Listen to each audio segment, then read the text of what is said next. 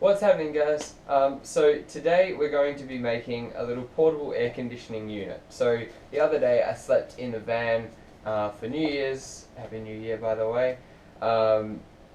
And pretty much it got really hot in the morning. So by 8 o'clock we were sweltering and it was pretty uncomfortable. So I thought I need to do something about this cooling system in the van. So this isn't an episode for the camper itself because I think you can do this with anything. If your aircon's gone at home or you don't have aircon in your regular car or something like that, this is a good solution. So I'm making a really miniature version, but you could do this, you could scale it to however you want, use a big SD or something like that. So pretty much what we're making today is an evaporative cooler. So the idea with an evaporative cooler is that you're passing an airflow through a porous pad or a porous sheet, and then so as the air flows through the pad, it like humidifies the air, the water evaporates, and it cools down the air. So you get a cool, like a warm air in and a cool, moist air out. So that's what we're going to be making today. Because I'm making one specifically for the van, I want to be able to run it on 12 volt power. If you were doing this for your car as well, you'd need to be doing the same thing. But if you wanted to do it just for a home like air conditioning unit, you could use a regular fan. I've got a little fan over here which actually is powered on like AC voltage, so your household power outlet.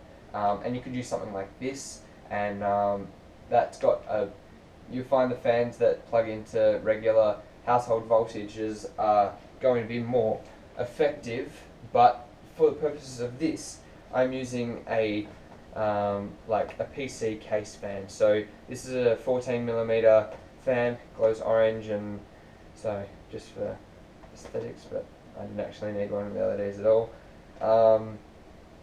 This set me back $15 from just like an IT store, but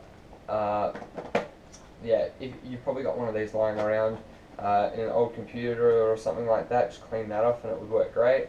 We're going to need some porous pads or something like that. This is actually just offcuts from like a filter, so this is filter sponge.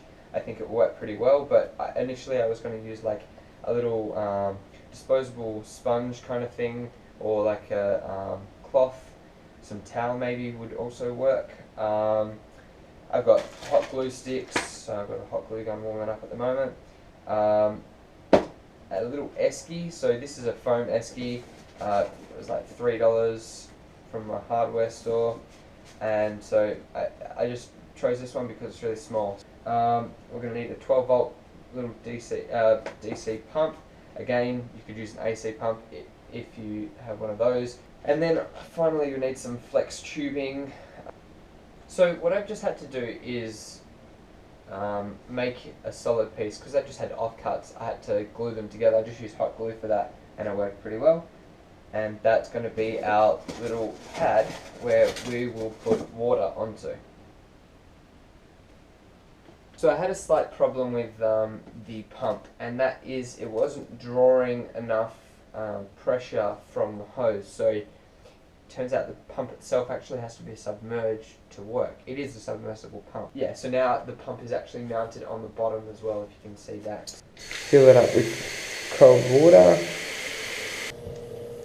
You can see the water flowing through that. Now we can add the lid onto this.